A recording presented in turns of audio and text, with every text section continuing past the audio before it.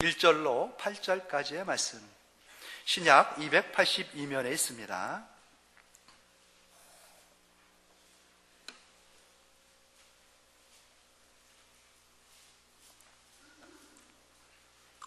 고린도전서 15장 1절로 8절 한 절씩 교독합니다. 1절 말씀을 제가 먼저 시작할게요. 형제들아, 내가 너희에게 전한 복음을 너희에게 알게 하노니 이는 너희가 받은 것이요 또 그 가운데 선 것이라.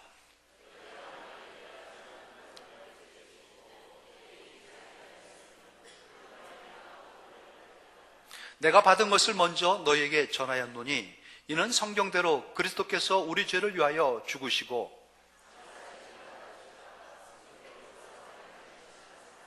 게바에게 보이시고 후에 12 제자에게와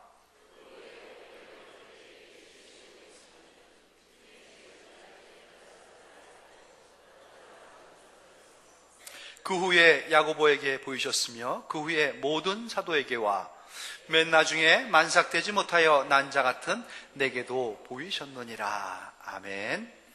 예, 오늘은 본문 고린도전서 15장 고린도전서의 결론과 같은 본문을 중심으로 구원의 공식을 같이 한번 풀어보고자 합니다. 구원의 공식, 복음과 믿음이라는 거죠. 복음을 믿으면 구원을 받는다. 이게 구원의 공식입니다. 이 귀한 공식이 오늘 예배가 끝나고 돌아가는 그 순간에는 여러분 심령 가운데에 뚜렷이 새겨져서 공식이 적용되는, 공식으로 모든 문제를 풀어가는 그러한 놀라운 비법을 발견한 성도들, 승리하는 성도들 되기를 축원드리겠습니다. 공식이 있다는 것입니다. 공식이 얼마나 편한지 몰라요. 우리가 과거에는 국민학교죠. 지금은 초등학교 그러는데 학교 갈 들뜬 마음으로 입학을 했어요. 1, 2학년을 보내고 참 재밌게 학교 생활을 대부분 했을 겁니다. 그런데 어느 날인가 선생님으로부터 또 집에 있는 부모로부터 아주 정신적인 혹독한 훈련, 테스트를 당할 때가 있었어요. 제 기억에는 한 3학년쯤 됩니다. 얼마나 모질게 구는지 참 힘들었습니다. 이런 걸 꼭 해야 되나? 그런데 아주 사명처럼 회초리를 들고 도끼눈을 떠가면서 이것도 못하면 사람도 아니라는 취급으로 그렇게 가르치려 했던 그것, 구구단이 있었죠. 구구단. 살다 보니 얼마나 편한지 유익한지 모릅니다. 그때 그렇게 한번 모질게 배웠던 거, 구구단 평생 떠나지 않아요. 잊지 못합니다. 2구 18이죠. 예. 3구 27. 가로 세로가 이렇게 잘 조화가 이뤘을 때 가로로 숫자를 세보니 9개예요. 세로의 숫자를 세보니까 9개입니다. 굉장히 많은 게 있어요. 모두 몇 개일까? 하나하나 세다 보면은 까먹고 다시 세야지. 까먹고 그랬는데 구구단을 외우니까 99 금방 81개 딱 나오더라고. 이게 바로 공식입니다. 이 공식을 하나 알고 있으면은요, 그렇게 편할 수가 없는 겁니다. 유용한 것이죠. 복잡하게 세고, 틀렸다 다시 세고, 헤맬 필요가 없습니다. 딱 답이 나오는 겁니다. 인생에도 공식이 있습니다, 여러분. 공식만 알고 있으면은 그냥 해결받을 수 있는 그 공식. 모든 인류, 모든 사람들은 다 구원을 원하고 있습니다. 구원이라는 것은 우리 영혼이 죽어서 가는 하늘나라, 천당. 물론 궁극적인 구원은 그거죠. 미래적 소망이 거기에 있으니까. 하지만 그 구원을 받은 사람들이 이 땅에서 누리는 구원이 있습니다. 천국을 보장받은 사람들의 그 구원의 현재적 실현. 이게 다 필요한 겁니다. 우리 선남, 선녀 아주 이쁘고 잘생긴 민석군과 우리 상희양 인사드렸죠. 얼마나 결혼하기를 소망했을까요? 그죠? 손꼽아 기다렸지 않겠습니까? 드디어 서로가 서로에게 구원자가 된 겁니다. 결혼에 꼬링했어요. 이제 두고 봐야겠죠. 일주일 동안은. 구원, 미혼들에게는 결혼이 구원입니다. 취업을 원하는 사람들은 좋은 직장 취직된 게 구원이고요. 사업하는 사람들은 사업에 성공한 게 구원 아니겠습니까? 직장에서 승진하고 좋은 급여를 받는 것, 이것들 다 현실적인 구원에 들어갑니다. 아픈 사람이 치료받는 것 구원입니다. 물에 빠진 사람이 건짐받는 것 구원이지요. 불 속에 들어간 사람을 구해내는 것도 다 구원입니다. 힘들고 어렵고 갑갑해가지고 내가 원치 않은 것에서부터 벗어날 수 있는 그 모든 것 다 구원입니다. 그래서 우리는 구원받기를 원합니다. 그래서 내 삶에 평강과 기쁨이 넘치기를 원하는 것 아니겠습니까? 그런데 이 구원의 결과를 얻기 위해서는 공식이 있다는 겁니다. 그냥 이렇게 저렇게 헛된 데 힘쓸 것이 아니라 구원의 공식 뭡니까? 복음을 믿으면 받는다는 겁니다. 복음을 믿을 때에 그때의 구원을 누릴 수가 얻을 수가 있다는 것이죠. 이 구원, 복음으로 말미암아 믿어서 얻는 이 구원, 모든 것에 다 적용되는 그러한 구원입니다. 그러니까 공식이지요. 복음만 따로 놓고 보면은 그렇게 우리 삶에 영향을 주는 건 아닙니다. 믿음만 놓고 봐서도 그렇습니다. 이 복음이 믿음을 만났을 때 구원이라는 결과가 나오는 겁니다. 믿는다 할 때 뭘 믿느냐가 중요한 거 아니겠습니까? 돈을 믿고 돈이 구원해 줄 거라고 생각하면서 돈에다가 목숨 거는 사람들, 참 진정한 구원을 못 받습니다. 명예에 목숨 걸고 그거를 믿는 사람들, 사람 관계에 믿음을 가지고 사람을 믿고 가는 사람들, 좋은 구원의 결과 못 얻습니다. 복음이 무엇입니까, 여러분? 예수 그리스도 아니겠습니까? 하나님께서 우리에게 주신 그 은혜, 그 복음이 그냥 복음으로 끝나는 것이 아니고 믿음으로 내가 만났을 때, 믿음으로 그거를 받아들였을 때에 구원을 얻을 수 있다는 것, 구원이 보장된다는 것, 이보다 더 확실한 그러한 공식은 없습니다. 복음 믿으면 구원을 얻습니다. 꼭 기억하시기 바랍니다. 너무 쉬운 공식 아니겠습니까? 이 공식은 제가 여러분에게 말씀드린 것이 아니라 오늘 이 공식을 소개하는 사람이 따로 있죠. 사도 바울입니다. 그가 고린도 교회를 향해서 이 공식을 알려주고 있는 것입니다. 사도 바울이 누굽니까? 그 또한 예수 그리스도를 믿음으로 말미암아 구원을 받은 사람입니다. 복음을 듣고 그 복음을 믿고 구원을 받아서 그 구원받은 날 이후의 삶이 그 구원의 감격과 구원의 감동과 구원의 감사함의 넘침으로 평생을 일관했던 그 사람의 모습 아니겠습니까? 그의 인생은 그랬습니다. 구원의 결과였죠. 그 결과를 얻기 위해서 구원에 힘쓴 게 아니었습니다. 복음을 믿고 그래서 구원받아서 그 세상을, 전 세상을 향해서, 무사람들을 향해서 이 감격과 감동을 전하기 위해서 살아갔던 그의 삶이었습니다. 얼마나 세상을 향해서 이 복음이 기이한지 전하기를 원했습니까? 그는 가는 곳마다 복음을 전했습니다. 만나는 사람마다 복음을 전했습니다. 그리고 그들에게 꼭 믿기를 원했던 것이죠. 그러면은 구원을 받는다는 것을 선포하고 다녔습니다. 세계를 향하여 복음을 전하고 다녔던 그가 아시아의 사람이었죠. 아시아에서만 복음을 전하다가 성령의 인도함을 받아서 유럽 땅을 진출합니다. 한 번도 가보지 않은 곳이었어요. 그런데 그곳에서도 그는 만나는 사람마다 이 서양 사람들에게 복음을 전했습니다. 믿으면 구원을 받는다는 그 놀라운 공식을 그들에게 선포한 것이죠. 놀라운 일이 벌어졌습니다. 사도 바울이 가가지고 복음을 전하는 곳마다 생명부지의 사람들이 그 복음을 믿고 구원을 받아서 교회가 생기는 것입니다. 사도 바울이 머물다 간 곳에는 반드시 교회가 생겼습니다. 도시마다 교회가 생겼습니다. 놀라운 성령의 역사가 이어져 나간 것이죠. 예수를 믿고 구원받은 사람들이 모여서 교회를 이룬 것입니다. 한 도시에 도착했습니다. 그곳에는 여느 도시하고는 조금 분위기가 달랐습니다. 거리마다 우상이 넘쳐났고요. 그런데 맹신적으로 믿는 것 같지가 않고 뭔가 논리성을 가지고 그들은 이론을 가지고 믿는 사람들의 모습이었습니다. 철학의 도시, 학문의 도시, 그래서 문화와 예술이 있는 뭔가 고상한 사람들만 모여있는 오늘날의 아테네라고 부르는 아덴이라는 도시, 그곳에 도착했습니다. 그리스도의 수도였죠. 그곳에서 또 사도 바울은 그들에게 복음을 전했습니다. 팔을 걷어붙이고 아고라 광장에서 그들과 논변을 하면서 변론을 해가면서 뜨겁게 이 복음을 전했습니다. 이 복음을 믿을 때 당신들은 구원을 받습니다. 저 우상들이 당신에게 구원을 주는 게 아닙니다. 철학이 당신들을 구원으로 인도하는 것이 아닙니다. 예술이 당신들을 구원하지 않습니다. 열띤 논쟁을 벌였는데 결과는 안타깝게도 다른 도시에는 다 교회가 생겼는데 이 도시는 교회가 생기지 못했습니다. 그렇게 뜨겁게 사도가 복음을 전했건만 실패하고 말았죠. 참 마음이 착잡했을 겁니다. 그 착잡한 마음을 가지고 발걸음을 옮겨서 간 도시가 바로 그 인근에 있는 항구 도시 고린도였습니다. 항구 도시, 고대 무역 항구 도시입니다. 얼마나 도시가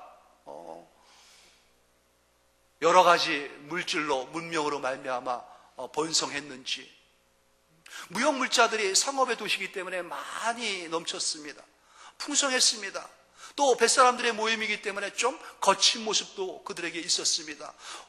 인간적인 눈으로 봤을 때는 활력이 넘치는, 생동감이 넘치는 그런 도시였죠. 하지만 뱃사람들의 위험을 감수하기 위해서 그들은 종교성이 짙었습니다. 맹신적인 우상을 섬기는 그러한 도시였죠. 그리고 물자가 많다 보니까는 이들은 어찌하지 못하는 그 운명을 쾌락에 맡기기 시작합니다.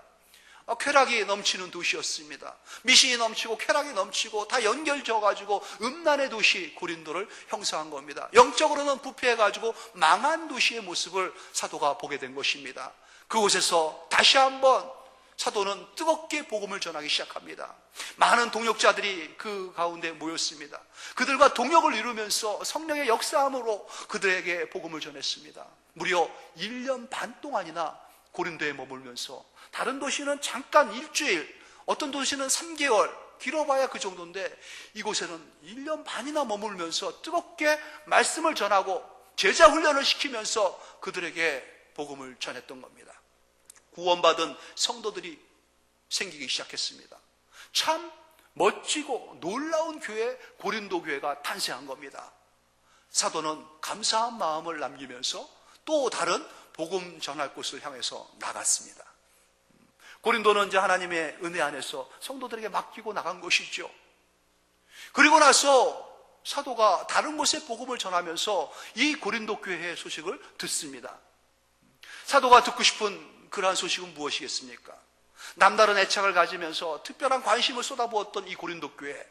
사도의 소망은 단 하나뿐입니다. 주님이 다시 오실 그날까지 이 교회가 견고하게 우뚝 서서 주님 나라에는 책망할 것이 하나 없는 칭찬받는 교회로 그렇게 우뚝 서주기를 소망한 것입니다. 그 소망을 가지고 사도는 그러한 소문을 듣기를 원했던 것이죠. 그런데 안타깝게도 먼 곳에서 복음을 전하고 있는 이 사도에게 들려오는 고린도 교회는 정반대의 소식만 들려오는 것입니다. 고린도 교회가 온전한 일치하는 모습으로 하나님 앞에 나간다, 이 소리를 듣지 못하는 겁니다. 분열되어졌다, 분단되어졌다, 나누어졌다, 이렇게 문제가 생겼고 저렇게 문제가 생겼다, 어려움에 처했습니다. 교회가 큰일을 겪고 있습니다. 이 교회는요, 큰 교회입니다. 많은 사역을 감당하는 교회입니다. 큰일을 하는 교회인데 그 교회 구성원들은요, 아주 훌륭한 사람들이 많이 있습니다. 언변이 좋은 사람도 있고요, 학식이 높은 사람도 있습니다. 막일하는 사람도 있지만은 모든 사람들이 모여가지고 한 마음 한 뜻 한 말로 온전한 교회를 세울 만한 그러한 교회입니다. 그런데 마음이 나누어졌습니다. 뜻이 나누어졌습니다. 말이 나누어졌습니다. 일은 많지만 많은 일만큼 말도 많은 그러한 교회가 되고 말았습니다. 무슨 일을 하나 한다 하면은 말도 많고 탈도 많은 그러한 불협화음을 이루는 교회로 자꾸 들려지는 겁니다. 원래 고대의 고린도 사람이다 그러면은 사람들이 어떤 사람이구나 하고 딱 알아듣습니다. 거친 사람들, 막 일하는 사람들, 그리고 주체하지 못하는 음란함으로 퇴폐적인 사람들, 이게 바로 고린도 사람들에 대한 대명사입니다. 그런데 그곳에 복음이 들어가서 고린도 교회가 세워졌습니다. 그러면 변화되어야 되는 것 아니겠습니까? 바뀌어야 되는 것 아니겠습니까? 하다못해 고린도 교회의 교인들이다 그러면은 고린도 사람들과 다른 모습이 들려져야 되는 겁니다. 그런데 성도들 가운데에 고린도 교회의 교인이다 그러면은 분열을 조장하는 성도들, 다투는 성도들, 시기와 질투와 미움 가운데에서 하나님의 영광이 떠나가 버린 교인들, 그렇게 들려지기 시작하는 겁니다. 사도의 마음이 어떻겠습니까? 그들이 분열되었습니다. 소식을 들을 때 사도의 마음이 분열되는 겁니다. 그들이 나뉘어졌습니다. 사도의 심령이 나뉘어지는 겁니다. 안타까운 가운데에 참으로 어찌하지 못하고 괴로운 가운데에 사도가 하나님 앞에 눈물로 기도한 것뿐 뭐가 있겠습니까? 그러한 안타까운 마음을 가지고요, 이 교회를 향해서 사도가 펜을 들어가지고 그 심령을 토로한 것이 고린도 전서 후서입니다. 이 편지를 쓸 때 사도의 마음이 어떻겠습니까? 그들은요, 참 많은 일들을 하는 교회입니다. 그런데 많은 일을 할 때마다 말이 많은 것이, 자기들 가운데에 문제 해결이 안 되니까는 세상 법정을 향해 가지고 소송을 겁니다. 정의를 세우기 위함이었죠. 공의롭게 행하기 위함이었습니다. 거기에도 문제가 생기는 겁니다. 결혼식 하는 거에도 문제가 많아요. 하나님께서 짝지어준 것, 은혜 가운데에 결혼해가지고 살면 되는데 문제가 많이 생기는 겁니다. 우상의 재물에도 먹어야 된다, 말아야 된다. 이거는 시장에서 사왔는데, 이거는 우상의 재물이었는데, 말도 많고 탈도 많은 거지요. 그 거룩한 성찬식에도 문제가 생깁니다. 와서 먹어야 되냐, 마셔야 되느냐, 배고플 때 먹으면 어떠냐, 배부를 때 먹으면 어떠냐, 된다 안 된다. 은사가 얼마나 많은지 모릅니다. 그들은 성령께서 역사함이 분명히 있는 그 교회의 교인들입니다. 그런데 은사마다 순위를 정합니다. 큰 은사, 작은 은사, 모든 게 삐걱거리면서 어그러지는 것이죠. 모든 문제만 생기는 교회. 그런데 중요한 것은 그럼에도 불구하고 그들은 영적으로는 성숙하고 완전한 그리스도인이다라고 생각하고 있다는 것입니다. 문제가 없는 교회야. 나는 온전한 교인이야. 사도는 이들의 모든 문제를 듣고 하나하나 답변을 적어줍니다. 진리 가운데서 믿는 성도들이 행해야 할 바가 무엇인지 1장부터 쭉 적어나갑니다. 한 문제 한 문제 명쾌한 진리의 답변을 전해주고 있습니다. 그리고 15장에 와서 이제 사도는 뭔가 마무리하듯이 결론을 맺습니다. 결론에 그 마무리 짓는 결론이 무엇인지 우리 한번 보도록 하겠습니다. 15장 맨 마지막 절 58절, 그 앞에 57절을 보겠습니다. 사도가 들려주고 싶은 핵심적인 마무리의 말씀은 우리 주 예수 그리스도로 말미암아 우리에게 승리를 주시는 하나님께 감사한다. 58절 우리 같이 읽겠습니다. 시작. 그러므로 내 사랑하는 형제들아, 견실하며 흔들리지 말고 항상 주의 일에 더욱 힘쓰는 자들이 되라. 이는 너희 수고가 주 안에서 헛되지 않은 줄 알미라. 내 사랑하는 형제들아, 헛된 것에 헛수고들 하지 말고 그리스도를 붙잡고 그 안에서 온전하게 뿌리를 박아서 좋은 열매를 맺어라. 믿는 자답게 잘해라. 그 메시지를 남기는 겁니다. 사도가 남긴 이들에게 남겨주고 싶은 이 말씀, 그리스도 예수 안에서 온전해져라는 것, 이 결론을 맺었을 때에 그 과정이 있었을 것 아니겠습니까? 사도는 앞서 그들에게 공식을 들려준 겁니다. 복음 안에서 믿음을 세울 때에 구원으로 이룬다. 자꾸 엉뚱한 것에 소모적으로 힘쓰지 마라. 그런 거로 분열을 일으키고 분란해가지고 말 만들지 마라. 복음을 붙잡아라. 거기에 믿음을 둬라. 그것이 너희들을 구원해주는 하나님의 은혜다. 신앙의 기초, 초보적인 신앙인의 그 기초를 다시 한번 들려주는 것입니다. 그 구원의 감사와 감격과 감동이 교회 생활을 만드는 것입니다. 그것의 열매가 바로 교회 생활인 것이지요. 구원받은 자들이 감사해서 기뻐서 넘치는 은혜로 하나님 앞에 어찌하지 못해서 영광을 돌리고자 모인 사람들의 모임, 그것이 바로 교회예요. 그 생활이 교회 생활인 것이지요. 장례식장에 문상 가가지고 조명객이 실컷 웁니다. 얼마나 그렇게 통곡하면서 애절하게 우는지요. 그러고 나서 유족에게 신심한 위로의 말씀을 전합니다. 그리고 하는 말이, 그런데 오늘 돌아가신 분이 누구죠? 그런 말을 많이 듣지 않습니까? 유가족은 알고 갔는데 돌아가신 분은 누군지 모르는 거예요. 가가지고 실컷 울고 나서 누구 때문에 울었는지 모르는 거죠. 고린도 교회가 그렇습니다. 일은 많아요. 하는 게 많습니다. 이것저것 벌려놓은 게 많아요. 근데 왜 그걸 하는지 모르고 있는 겁니다. 본질을 놓쳐버린 거예요. 그러니 방향이 틀어지는 것 아니겠습니까? 목표가 흔들리는 것 아니겠습니까? 그러니 혼란과 혼돈 속에서 어지러운 교회가 되고 마는 것이고, 고린도 교회 같은 교인이다는 손가락질을 받고 마는 것입니다. 사도가 그래서 잘못된 길에 들어가서 열심인 그들이 나쁜 결과를 만들까봐 다시 한번 원점으로 바로 잡아주는 것이 오늘 말씀인 것입니다. 잘 들어봐라. 고린도 교인들이요, 내가 처음에 너희들에 갔을 적에 너희들에게 들려준 그 메시지, 그것이 무엇이었지? 복음 아니었냐? 사도가 이들을 처음 만났을 때 그들의 가슴에 불을 댕겨준 것은 바로 복음이었습니다. 내가 너희들에게 복음을 들려준 것 아니었느냐? 그리고 너희들은 그 복음을 들었지. 그 복음을 받고 어떻게 했냐? 그 복음 위에 기초를 세워가지고 교회를 만든 것 아니냐? 가만히 곰곰이 생각해봐라. 내가 너희들에게 가르쳐준 것은 이것밖에 없는 거야. 1절 말씀 보십시오. 오늘 본문. 형제들아, 내가 너희에게 전한 복음을 너희에게 알게 하노니, 다시 한번 너희들에게 상기시켜주고 싶은데, 이는 너희가 받은 것이요 또 그 가운데 선 것 아니냐. 너희들이 받고 너희들이 세운 그 뿌리는 바로 복음이었다. 이 복음, 내가 너희들에게 전했던 이 복음, 그 복음이 어떤 건지 아느냐? 2절 말씀 보십시오. 너희가 만일 내가 전한 그 말을 굳게 지키고 헛되이 믿지 아니하면 그로 말미암아 구원을 받으리라. 구원을 받는 길이 다른 데 있지 않은 거야. 구원을 받는 것이 다른 거에 힘써가지고 엉뚱한 것에 마음도 가지고 살아간다고 되는 것이 아니야.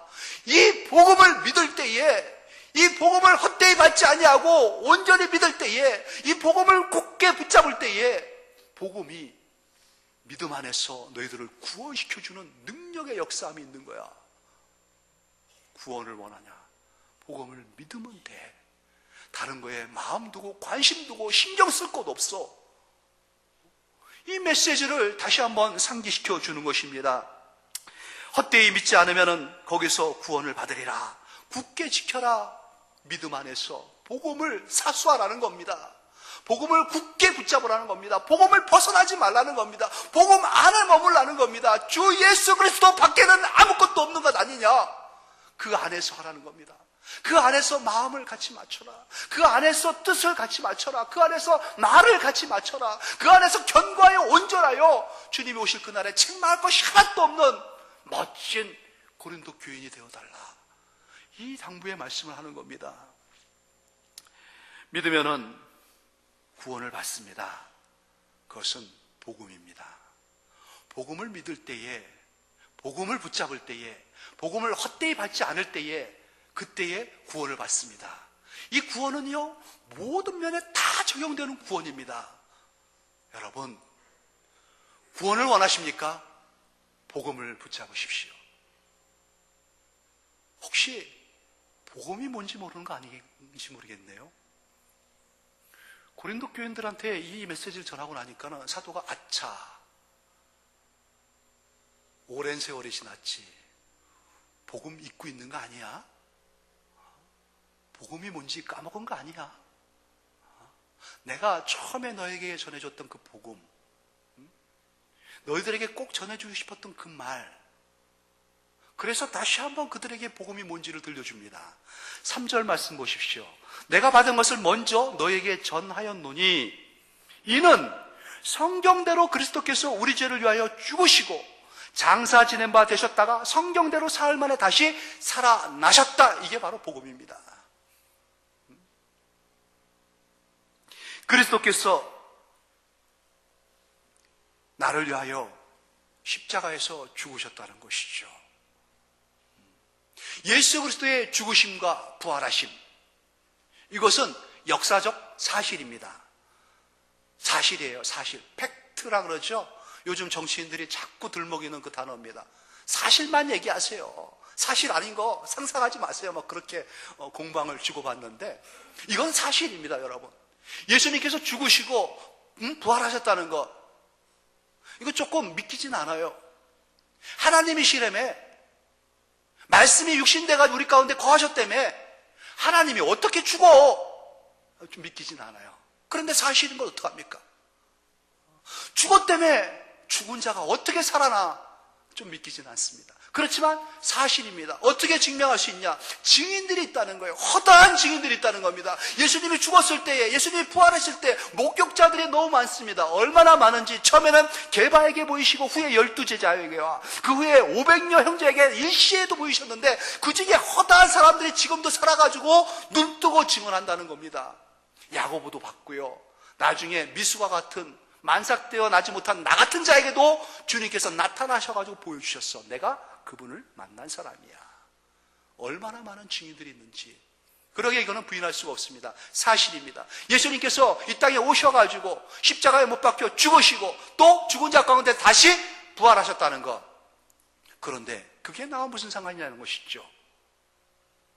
그런데 예수님께서 이 죽으심과 부활하심이 그냥 예수님께서 때가 돼가지고 잡혀가지고 죽으셨는데 어찌하다 보니까 다시 살아났다, 이게 아니라는 겁니다. 무슨 말씀을 하고 싶은 건가요? 성경대로라는 겁니다.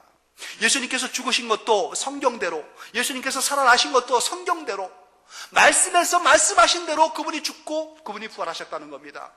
말씀을 하실 때에는 벌써 수십 년 전, 수백 년 전, 수천 년 전부터 수많은 사람들의 입을 통하여, 글을 통하여 하나님께서 그렇게 하시마하고 말씀하셨던 약속이었습니다. 한두 번 주님께서, 하나님께서 주신 말씀이 아니었습니다. 하나님의 놀라운 치밀한 계획 가운데에, 주도 면밀한 하나님의 작전 가운데에서 꾸며지고 이행되어졌던 그러한 것이라는 것이죠. 성경대로 예수님께서 이 땅에 오셨고, 성경대로 고난받으셨고, 성경대로 죽으셨고, 성경대로 부활하셨다. 하나님의 뜻대로 성리 가운데서 이루어진 놀라운 하나님의 경륜의 결과라는 것입니다. 그래서 이것은 진리라고 합니다. 진리, 영원토록 불변할 진리. 예수님의 죽으시고 부활하신 그 사실과 예수님께서 죽으시고 부활하셨는데 성경대로 되어진 그 진리가 이제 우리에게 다가온 겁니다. 그러면 그분의 죽으심과 그분의 부활하심이, 성경대로의 그러한 모든 역사하심이, 그 궁극적인 목적이 바로 나를 겨냥한 거였다는 것이죠. 성경대로 그리스도께서 우리 죄를 위하여 죽으시고, 성경대로 그리스도께서 우리의 의를 위하여 다시 살아나셨다. 이것이 바로 복음입니다. 이 사실을 굳게 지키고 헛되이 믿지 아니하면 너희들은 구원을 얻으리라. 이 사실을 확신 가운데 붙잡은 너희들은 구원을 얻으리라. 그래서 온 인류가 들어야 할 기쁨의 소식이 바로 이것입니다. 복된 소식, 기쁨의 소식, 복음인 것이죠. 인생의 모든 어려움과 불행과 실패와 고난과 고통과 좌절과 눈물, 허무, 무엇이든지, 어떤 것이든지 내가 이렇게 되면 안 되는데, 이것은 아닌데, 이건 뭔가가 잘못됐는데 라고 말할 수 있는 것들, 그 모든 것들의 근원적인 원인은 다 죄에 있습니다. 죄에 있습니다. 죄 때문에 그렇습니다. 죄라는 것은 하나님과 떨어져 있는 거예요. 하나님과 분리된 겁니다. 하나님으로부터 멀어진 거예요. 하나님을 등 돌리는 그 순간부터 우리는 죄, 그 결과를 맺게 된 것입니다. 아무리 하나님을 떠난 상태에서 선한 일을 한다 할지라도 죄입니다. 아무리 하나님을 떠난 상태에서 구제하고 자기 온몸을 불살라가지고 다 나눠준다 할지라도 죄만 나눠주는 겁니다. 하나님과 완전한 일치가 있는 곳, 하나님의 통치 아래, 하나님의 뜻 아래, 하나님과 함께 연합해서 하는 곳, 그곳에서는 무엇을 하든 간에 다 선이요, 의입니다. 여러분, 하나님과 함께 하는데 이러한 일이 일어날 수 있을까 싶은 것들, 내가 천국에 있다면 이러한 고통이, 이러한 눈물이, 이러한 좌절이, 이러한 슬픔이, 이러한 아픔이, 이러한 실패가 일어날 수 있을까? 아니지 라고 답을 얻을 수 있다면 다 잘못된 겁니다. 천국에서 없으면 지금도 없어야 됩니다. 천국에서 있다면 이 땅에서도 있어야 되는 것입니다. 왜냐하면 하나님께서 천국을 우리에게 주신 하나님께서 지금 이 땅에서도 우리와 함께 하시기 때문에 그렇죠. 그분이 우리와 함께 하고 우리의 가운데서 역사하시기 때문에 그렇습니다. 죄가 문제이기 때문에 우리는 그것을 온전히 누리지 못하는 겁니다. 이 벗어던질 수 없는 죄와 사망의 굴레를 그런데 누군가가 대신 치러주신 겁니다. 죄로 말미암아 당해야 할 그 결과 사망이죠. 그것을 누가 대신 값을 치러주신 것이죠. 자기의 목숨을 내놓고 아무리 미워하고 욕하고 다투고 싸우고 전쟁을 일으켜도 평화를 얻지 못합니다. 만약에 평화를 얻기 원한다면 그 마음의 미움이 제거되어져야 됩니다. 다툼과 싸움과 시기가 없어져야지 평화를 얻을 수 있습니다. 미움을 없애기 위해서 미움을 제어하려면 그 값을 치러야 됩니다. 사망으로 내놔야 되는 겁니다. 내 안에 죄를 제거하기 싶으면요 목숨을 던져야 되는 겁니다. 죽으면 해결됩니다. 하지만 죽은 자가 뭘 할 수 있겠습니까? 안타까운 것이죠. 예수님께서 그런데 내가 죽어야 할 그 순간에 잠깐 그러면서 대신 죽으신 겁니다. 내가 치러줄게 하면서 대신 치르실 것이죠. 예수님께서 나를 대신해서 죽으신 겁니다. 그리고 예수님께서 나를 살리기 위해서 부활하셔가지고 내게 부활의 영으로 생명의 영으로 새로운 10년 가운데서 거듭난 인생이 되게 하셔서 새로운 삶을 새로운 인생을 펼쳐나갈 수 있도록 은혜를 주신 것입니다. 이것이 바로 복음인 것이죠. 이것을 믿느냐는 것이에요. 이 사실을 성경대로 예수께서 나를 위하여 죽으시고 성경대로 예수께서 나를 위하여 부활하셨다는 이 사실을 믿으면은 구원을 얻는 것입니다. 예수님께서 징계를 받으신 것은 내게 평화를 주기 위하십니다. 이것을 믿으면은 그 안에 평화가 오는 겁니다. 예수님께서 채찍에 맞으신 것은 내가 나음을 얻기 위함이다 라는 것을 믿으면 나음을 얻는 것입니다. 복음을 믿으면 구원을 받습니다. 구원의 공식입니다. 예외가 없습니다. 더 이상 복잡하고 어렵게 끌고 가지 마십시오. 어둠의 그늘에서 사로잡혀가지고 허부적거리지 마십시오. 오늘 여기서 끝냅시다. 더 이상 실패와 좌절과 낭만 속에서 신음하면서 눈물 흘리는 불면의 밤을 지새우지 마십시오. 너무나 충분한 예수 그리스도의 죽으심, 너무나 분명한 예수 그리스도의 부활하심, 그것 하나만 붙잡으면 끝납니다. 나를 위하여 죽으셨다는 것, 나를 위하여 부활하셨다는 것, 이 복음을 믿고 붙잡을 때에 헛되이 믿지 아니하고 내가 굳건히 지켰을 때에 그 인생이 구원을 받습니다. 그 영혼이 구원을 받습니다. 그 몸이 구원을 받습니다. 이제 그것 하나 붙잡으시고 모든 것 종지부를 찍으시기 바랍니다. 여러분의 질병도 끝내십시오. 오늘 여기서 끝내십시오. 모든 병줄은 끊어졌습니다. 예수님께서 다 처리하셨습니다. 여러분 10년 가운데 고뇌와 고통과 아픔 다 끝내십시오. 더 이상 미움 가운데 허덕이면서 좌절하고 낭만하면서 눈물을 흘리면서 분열 가운데에 괴로워하고 고통 가운데 힘들어하지 마십시오. 예수님께서 평화 주시기 위하여 다 끝내셨습니다. 그 사실을 믿으면은 구원을 얻습니다. 새 생명 가운데에 완전히 다른 사람이 되어서 부활하신 예수 그리스도 안에서 새로운 사람으로 새 인생이 전개되어져 가는 것입니다. 부활하신 예수 그리스도를 굳게 붙잡으시기 바랍니다. 확실히 믿으시면은 일어날 수가 있습니다. 복음, 예수님께서 나를 위하여 대신 죽으시고 나를 살리기 위하여 부활하셨다는 그것 믿으면 그 어떤 상황 속에서도 그 어떤 처지 환경 속에서도 아무리 약한 조건 속에서도 다 회복되어집니다. 구원을 받습니다. 일어날 수 있습니다. 새롭게 하나님께서 하게 하는 힘을 불어넣어 주십니다. 오늘 큰 구원의 기쁨이 여러분의 심령 가운데, 여러분의 육체 가운데에, 여러분의 인생 가운데 충만하여져서 오늘 이후로 새로운 전혀 다른 하나님께서 보장하는 인생으로 하나님의 영광을 위한 힘 있는 승리의 걸음 돌리시기를 예수 그리스도의 이름으로 축원합니다. 아버지 하나님 감사합니다. 십자가에서 나를 위하여 대신 죽게 하신 예수님, 우리의 의와 우리의 생명을 위하여 부활케 하신 예수님을 붙잡습니다. 이 복음을 믿습니다. 믿는 자에게 구원을 주신 하나님 감사합니다. 확신 가운데 하나님 붙잡고 나가는 이 인생들, 우리의 심령 가운데, 우리의 몸 가운데 하나님 더 이상 고난과 고통, 질병의 아픔, 하나님 시련의 그러한 비참함들은 끝난 것이라 믿습니다. 다 십자가에 묻어버리겠습니다. 부활하신 예수 그리스도의 영으로 충만하여서 이제 구원받은 자들의 그 감격과 감동과 기쁨을 가지고 감사함을 가지고 이 교회에 든든히 세워나가며 만천하 가운데 하나님의 자랑으로 하나님의 영광을 담는 교회가 되도록, 교인들이 되도록 하나님 역사하여 주시옵소서. 감사하며 예수님 이름으로 기도드립니다. 아멘. 우리 자리에 일어나셔서 찬송가 171장을 같이 찬양합니다.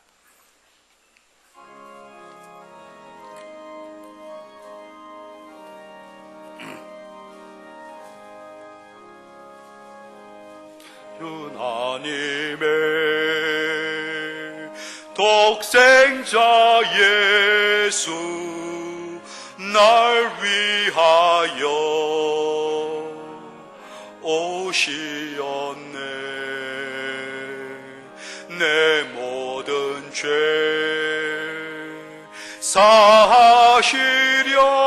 사하시려고 십자가 지셨으나 다시 사셨네. 살아계신 주 나의 참된 소망 두려움이 사라지네.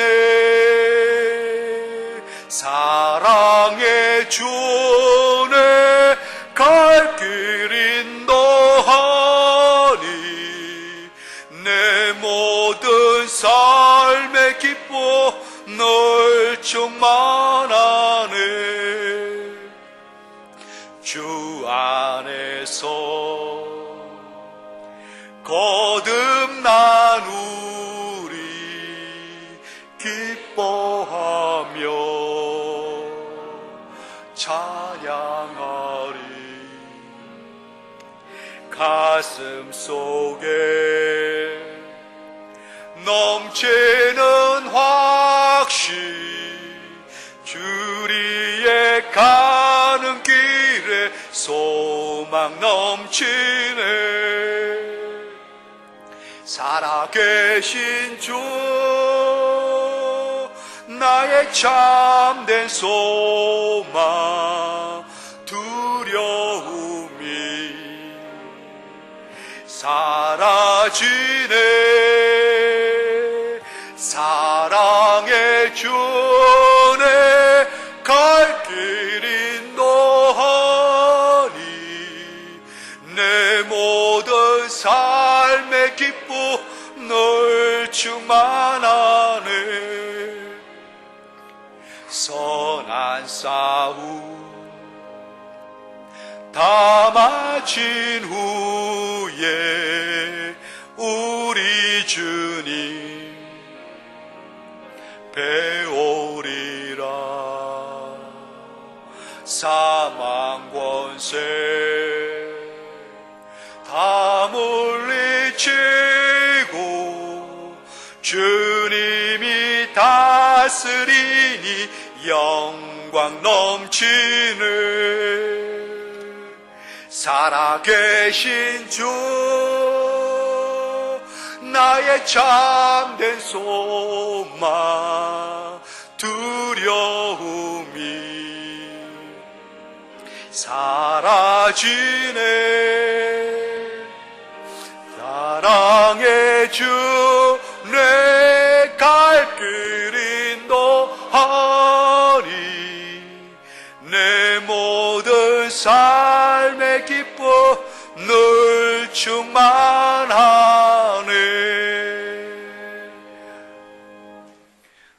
아버지 하나님, 다시 한번 우리에게 구원의 공식 뚜렷이 들려주심을 감사합니다.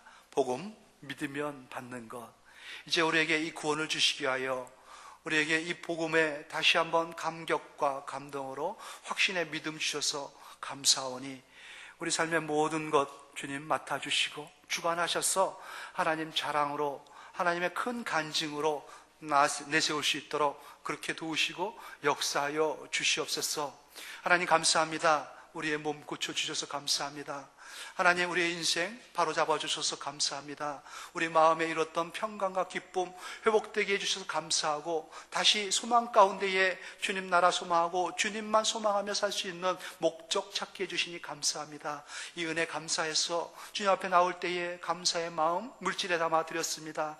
드린 11조 받아주시고요, 드린 감사의 예물들 다 받아 하나님 참 좋은 일에, 하나님의 영광을 위하여 영혼들 구원하는 일에 쓰일 수 있도록 그렇게 역사하여 주시고, 내민 손길마다 이 물질 세상 살아가는 동안에 물질 때문에 힘들어하시는 일이 없도록, 궁핍해져가지고 안타까운 경우 환경, 그러한 처지에 처하지 않도록 하나님 많이 갖게 하시고 많이 나누어 주게 하시고 많이 베풀 수 있는 넉넉함 채워 주시옵소서. 지금은 우리 주 예수 그리스도의 크신 은혜와 독생자 예수를 아끼지 아니하고 우리에게 보내주신 성부 하나님의 만극한 사랑과 성령님의 감화 감동, 교통 충만케 하시는 그 능력의 역사하심이 이제 복음 안에 믿음을 두고 하나님 주시는 구원의 확신을 가지고 감격과 감동과 감사로 주님 남은 신앙인의 길 걷겠습니다. 몸된 교회 충성하며 살겠습니다. 늘 때마다 일마다 복음 안에서 믿음 주시고 구원으로 하나님 인도하여 주시옵소서. 영광 돌립니다. 작정하고 다짐한 머릿속에 심령들 위에, 이들이 손대하는 모든 일 위에, 믿음 안에서 펼쳐나갈 찬란한 이들의 미래 위에, 강건하여 주님께 영광 돌린 이들의 온몸 위에, 이들의 가정 위에, 손대하는 모든 사업 위에, 이 자리를 사모하지만 함께하지 못한 시험 중에 또 병상에 있는 안타까운 성도들의 자리 위에도,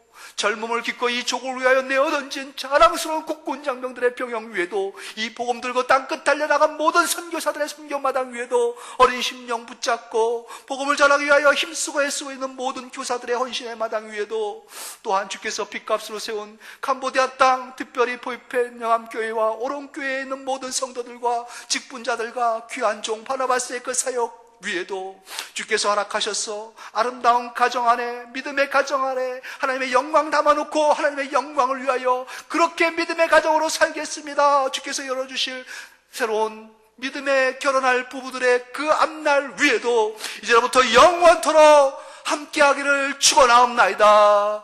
아멘. 같이 축복합니다. 이들의 몸들이 온전케 하시고 심령의 평강과 기쁨을 넘치게 하시고 하나님의 뚜렷한 증거와 흔적을 성령 안에서 하나님 드러나도록 역사하셔서 영광 받아 주시옵소서. 주께서 하십니다. 아멘. 아멘. 감사합니다. 예배를 마칩니다.